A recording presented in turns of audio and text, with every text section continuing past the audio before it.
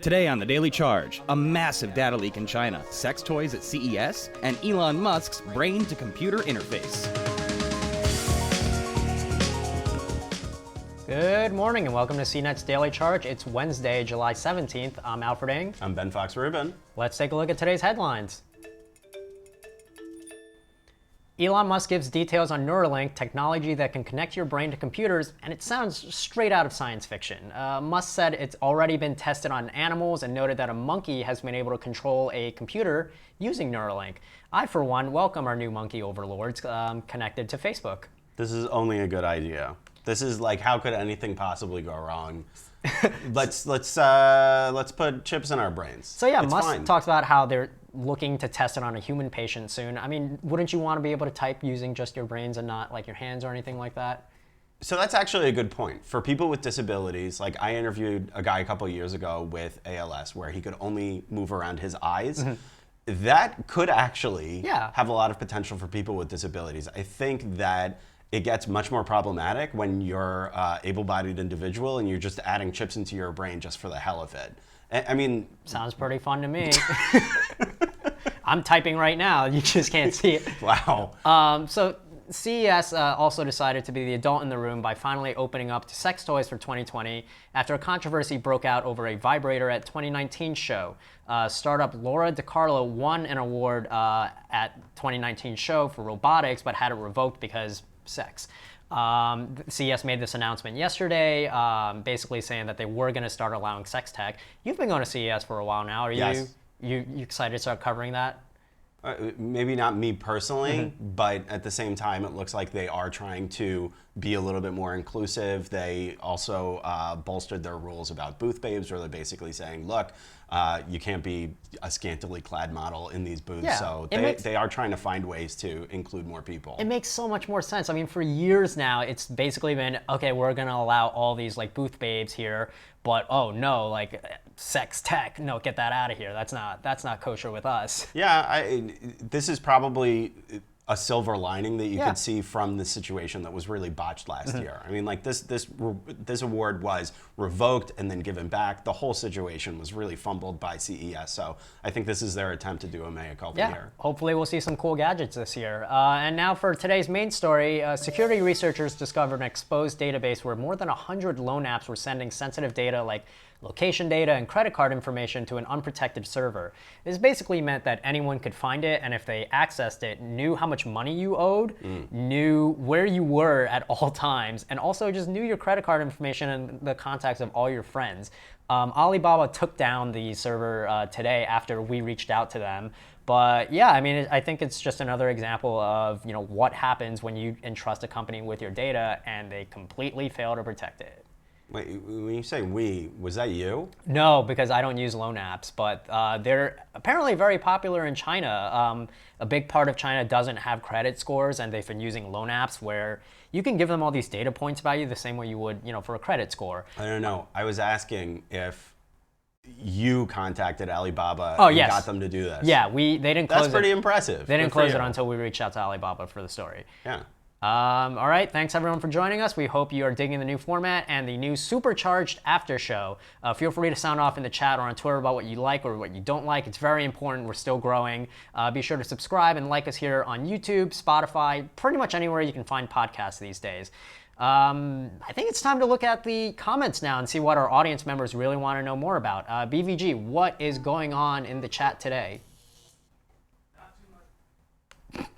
Not too much buzzing in the chat, right? Yeah, I think we're all still trying to process this. So I just want to, with the Neuralink thing, like, what is the time frame on this? How far away are we from seeing this implemented? Maybe not as like a commercial level, but maybe seeing it for, I don't know, first place they always apply stuff is like military usage or medical usage. Where do we think we're going to see that in the timeline? Well, Elon Musk talks about how he wants to have tests on humans for it by 2020, and so I don't think we'll see it for a while. If we're still in the testing phase and we're not even testing on people yet, I think it'll be a pretty long time before you see that. Musk also has a tendency to have incredibly aggressive timelines. Yes, weren't we supposed to be on Mars by now? Yes, yeah, whether it's Mars, whether it's, Tesla, yeah. and Neuralink is no different. So he's saying testing on humans in 2020. I would probably say that this is a very invasive procedure on people's brains, maybe we wouldn't see it within the next decade. I would just say, I would caution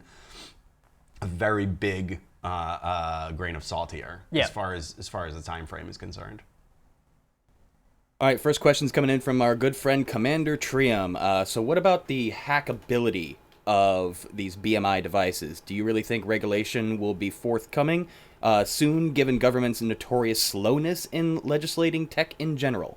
Yeah, that's going to be a big problem. I mean, biohacking is a real thing. People put, RFID chips in their hands all the time. There's like pacemakers that people can access through, insecure Bluetooth or Wi-Fi network or something.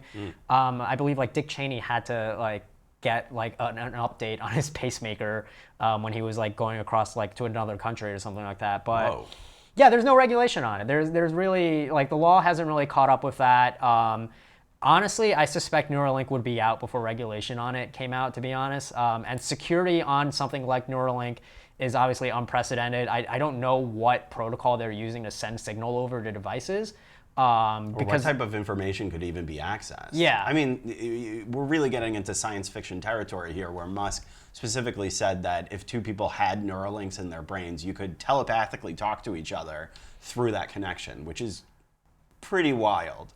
I mean, like, does that mean that I would be able to read your brain signals? Like, stuff that you're thinking? Then you can always read my brain signals. You already, we're so close that you're... We are. It's like we're Neuralinked. We're already Neuralinked. That's absolutely true. But yeah, I guess I don't understand how Neuralink telepathy works, where how am I supposed to know, and how do I turn it off when like I'm dreaming or something? You're like Jean Grey from X-Men. Right. Where like you can't turn off other people's thoughts. Yeah, exactly. Yeah. But either way, this is a very cool and very safe idea that I think everybody should use. How far away are we from learning Kung Fu just by sitting in a chair? Yeah, that's like one of the only good things about this. Is that a reference to like The Matrix or something? I have no idea. You have seen it. I knew it. I mean, is that how he learns it? Yes. Oh, okay. Well played. I'm not like messing around. I did not know that. That makes no sense to me. But okay. Yeah, you should be able to learn Kung Fu just by sitting in a chair. Neuralink or no Neuralink? Yeah. Just watch a bunch of YouTube videos. I think the hackability of this whole thing is so problematic, and it's really scary to hear that some of these problems already exist with existing technology. Yeah, and I know that Elon Musk is at least aware of security. The dude made a surprise appearance at DEF CON last summer. Actually, he popped up in the car hacking village. I was at a different village. I think I was in the AI village when that happened. They have like different parts of DEF CON. So yeah, he made like a surprise appearance at the car hacking village. Like there was a Tesla car there that there was a contest to see who could hack it. Tesla also constantly enters these like bug bounties or capture the flags, where they'll pay hackers to like find vulnerabilities with it. So I think they're very aware of that. I wouldn't be surprised if there was also a similar bug bounty program for Neuralink, considering the ramifications of it all. That's like sounds too late, but okay. I mean, obviously bug bounties are really important and helpful. Yeah. But no, my point is that like I think that that's something they're definitely considering. Like considering like Elon Musk like popping up in the security world every now and then. Yeah. Look, they're further along than I thought they'd be. I thought testing on monkeys was still going to be a couple years away. Why don't they try hacking the monkeys as well, like while they're using it? Maybe they are. Yeah. I don't know. So the monkeys could hack each other. Maybe. Or the monkeys could telepathically talk to each other without us knowing and kill us all, which is also very cool. I'm tired of being here. Monkey Neuralinkers, if you're watching this, we are in New York City. If you DM me, come and kill me and make it look like an accident. Wait, hold on. I also would like to talk to the Monkey Neuralinkers. Oh, you have your Neuralink on. Sick. Message received. Very good. Okay. For one thing, Alfred, you have enraged CKT that you have not seen The Matrix yet. We need to work on that. I think he's kidding. You can't take Alfred. I get the gist of the movie. I've never watched it in full, but I understand it. He takes the pill and then he fights like the Agent Smiths or whatever, and they're batteries.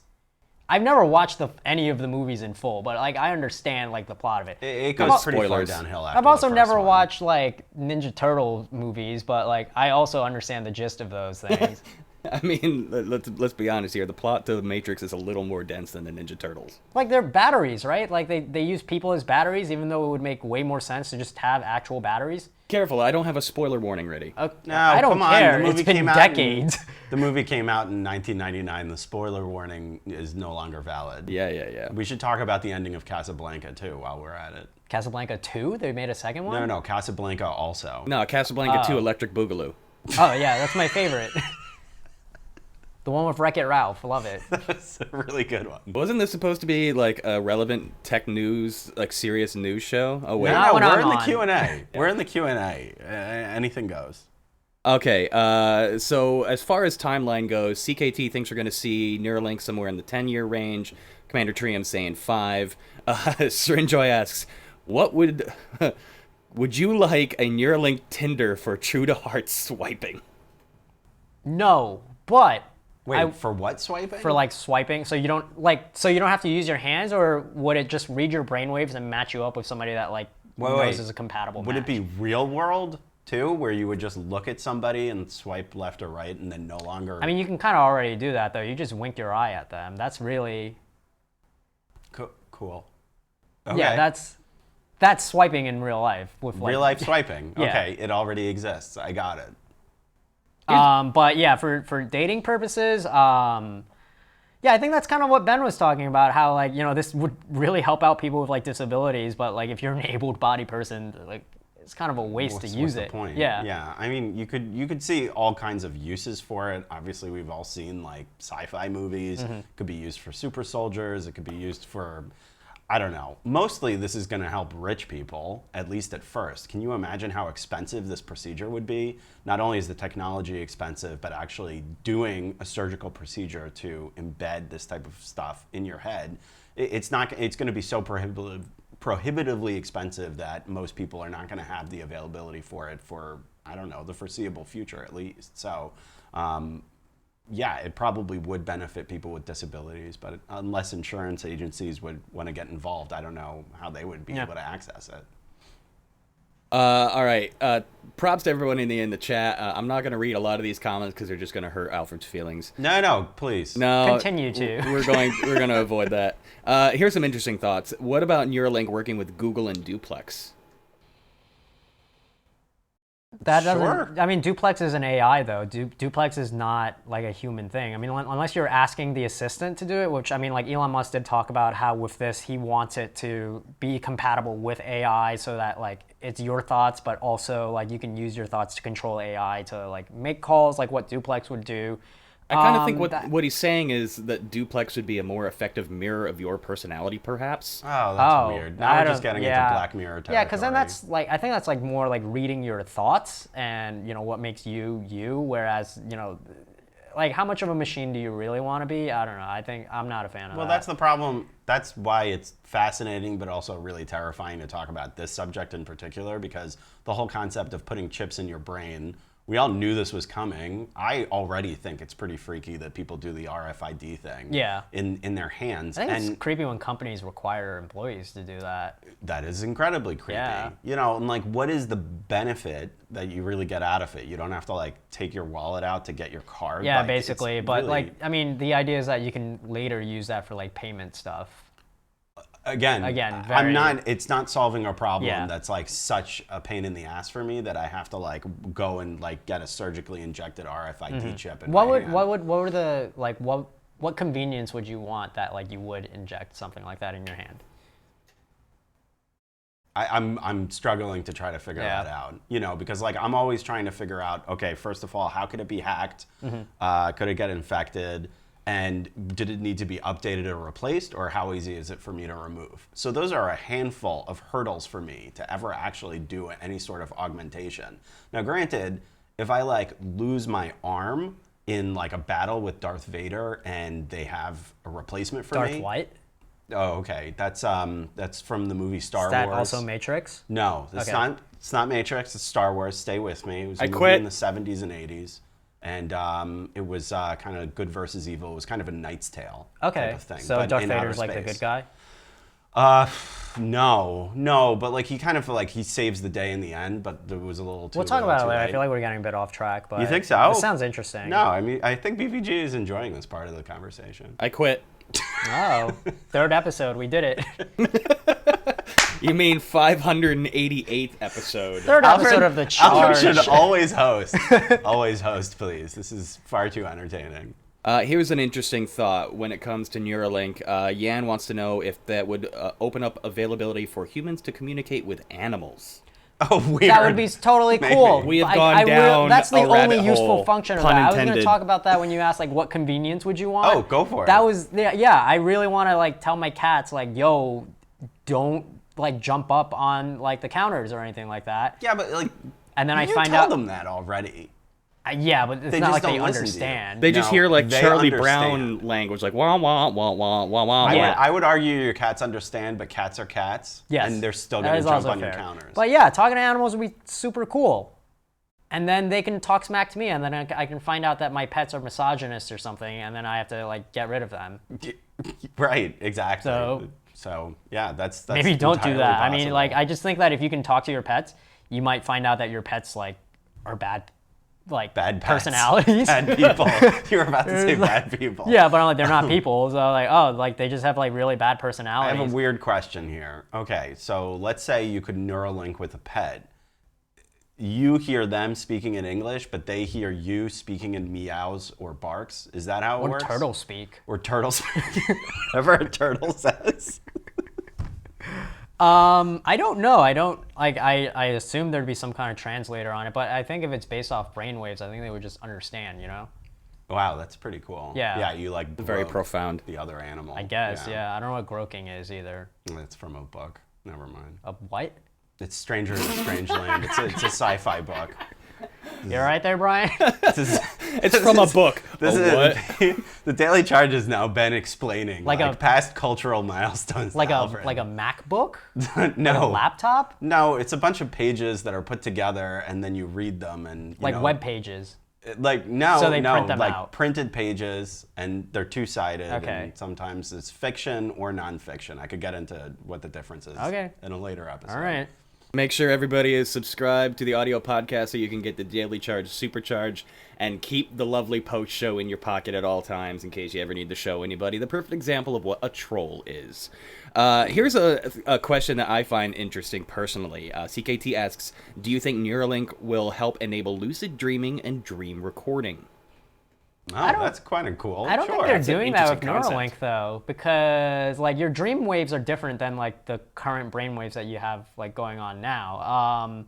Lucid dreaming is pretty cool though. Like I've done it like a few times, like never like purposely, but I think when you realize you're in a dream, it's like kind of crazy like what you can do like in a dream state. Dream journaling definitely helps, and I don't think you need to put a chip in your brain to do that. Literally just get up and write what you dreamt of, because then you remember it more, and it's easier to realize when you're in a dream. Sometimes you don't remember it right out the gate, though. I know there's half Yes. the times I wake up and I think, like, I know I had a dream, something happened, but Yeah, I've already I- lost it. I think it's important to just write it down. You just got anyway. incepted. Yeah, I think the point is though is that like you don't really need Neuralink to do that, and I don't think the purpose of Neuralink is very much dream related. It's also, let's remind ourselves that this is an Elon Musk project. He's not the only one that's working on human-computer interface technology, but he certainly gets a lot of attention for himself. I just feel like he does have a tendency to overpromise or talk about these big ideas. And so it's a lot of fun to talk about and be like, hey, what about dreaming? Hey, what about talking to animals? Do you I think- would assure you that if 1% of these things actually came to bear, that would be amazing. Do you think that Elon Musk will one day invent a submarine that can save children trapped in a cave? Yeah, definitely. And it would be very cool and appropriate. of And him to he do won't so. get mad about it at all when Yeah, it doesn't no, work. he'll be really nice about it because he's a very nice guy. So yeah. Did you really just go down that path? Well, whatever. It's not like he doesn't deserve it, you know. So Elon, you're welcome to come on the show and defend yourself for that, but you know, I don't think you will. Okay, just a few minutes left. Let's get a few more questions in. Actually, Srinjoy's got the winning comment of the day. My pitch is Neuralink to unlock your phone in the fastest possible way and safest. Come on. You know that, like... I mean... better than Touch ID. I'm not against StringJoy here. Okay, so if you're unlocking your phone, chances are you're probably looking at it to do that, right? Because you're gonna be... Unless you need to unlock your phone and do something, like, and you're in a hostage situation where your arms are tied, and your phone is in your pocket and you need to call 911. I can understand that. That makes sense to me. But most of the times, if you're gonna unlock your phone, you're looking at your phone. Face ID already does that, and it does it pretty quickly. I don't think you need to put a chip in your brain to do that. Roger also argues that Touch ID works even faster because you can just put your thumb on the button as you're taking your phone out of your I don't know. I've been pocket. using my S10 lately, and like Touch ID's kind of been screwing up on that. Also, at any time after I wash my hands, it's very hard for me to unlock my phone with Touch ID. Totally fair. It sounds like you need a chip in your brain. Yes. Good. It's like Abe Lincoln said, I need to see this play like I need a chip in my brain. Either way, StringJoy, with all due respect, I could probably think of a lot of other non-first world problems to put a chip in my brain. Oh, you know what would be cool to do with it? Unlocking other people's doors and phones with a chip in your brain. Mm-hmm. Yeah, that's like that Johnny Depp movie, I think. What? Wait, what? I think like Johnny Depp in some random movie. BVG, help me out here. He knows all the movies. Where he becomes a bunch of tiny like nanobots and like tries to take over the world or something. I have a vague recollection of that. What the hell? But is this like most a Tim Johnny Burton Depp thing? movies are awful, so. No, I don't think so. Why do we talk about movies so much on this show? How does everybody we talk just about are movies today. all the time, always, not just us? Stop Yeah. referencing stuff, guys. Sorry. Okay, let's fly through and get a quick recap. So, what do you actually think is the primary major use case for Neuralink technology? Will they be able to collect our thoughts?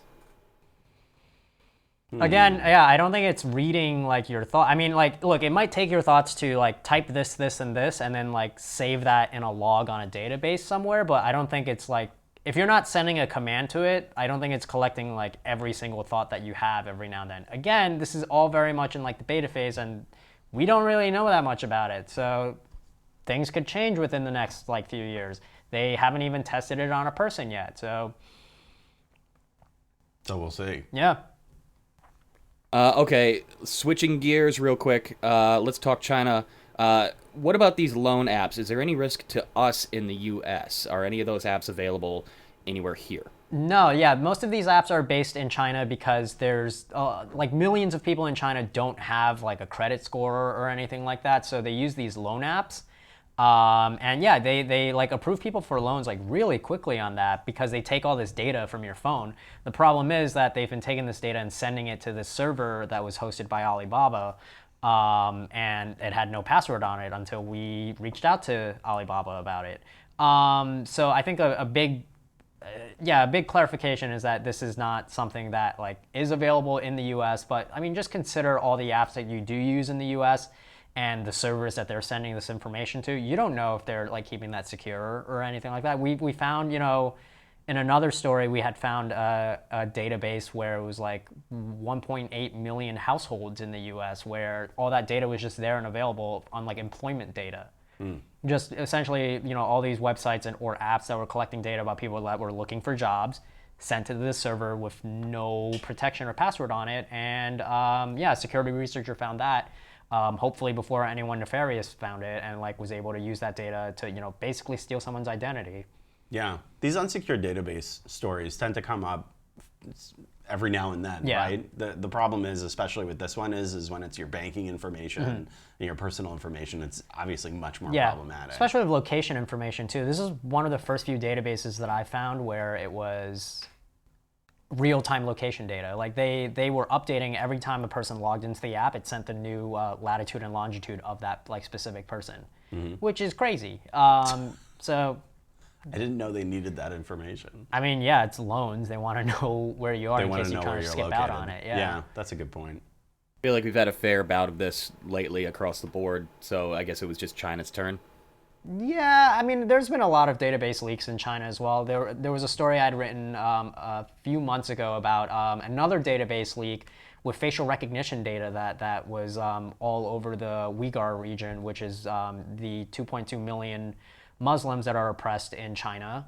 and the facial recognition data used on them and where all these cameras are. So that was there too. There was like there was a 6-year-old girl's face like in that database.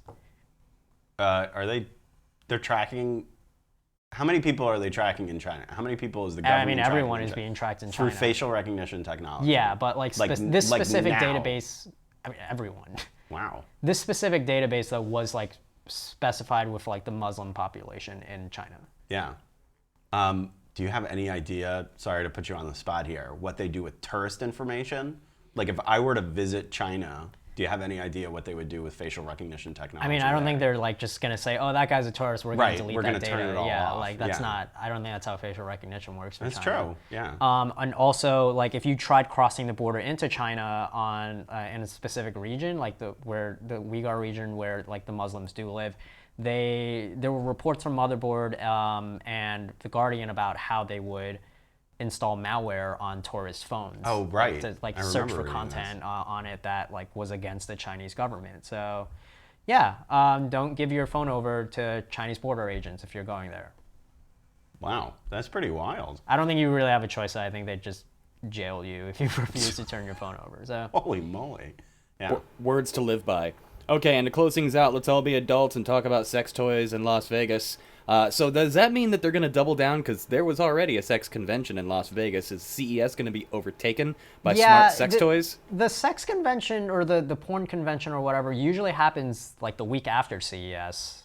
Yes. So they just get to leave their stands up. I found out this year they actually used to coincide. Oh. Years ago, they used to coincide. But that obviously doesn't happen. Yeah, anymore. So CES in their statement yesterday specifically still said that while we are allowing sex toys, like porn content is still not allowed here. So I know that a lot of like adult video companies, like they've tried getting into CES with like, we have this VR like I thought thing.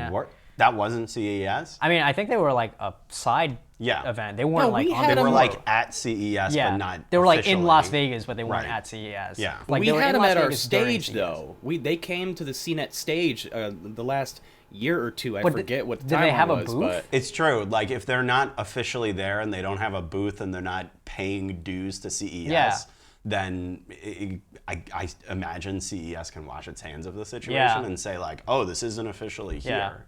You know, so we just wrangled them, even though that they weren't part of the convention. We're just like, well, you're relevant content. You can be on our stage. Okay. Yeah, because people are thirsty, and we're thirsty for views. So, like and subscribe, everybody. That might have been the best segue in the history of this show, which is appropriate because we're out of time. So, Alfred, you want to go ahead and take us on out of here? Yeah, that is a wrap on today's show. Hit like and subscribe so you can join us for the live stream. It's on weekday mornings here on YouTube, Periscope, and cnet.com/dailycharge. There's a dash between the daily and the charge. Check the descriptions below for links to today's stories, and you can also subscribe to our audio podcast. For the Daily Charge, I'm Alfred Ng. I'm Ben Fox Rubin. Thanks for listening.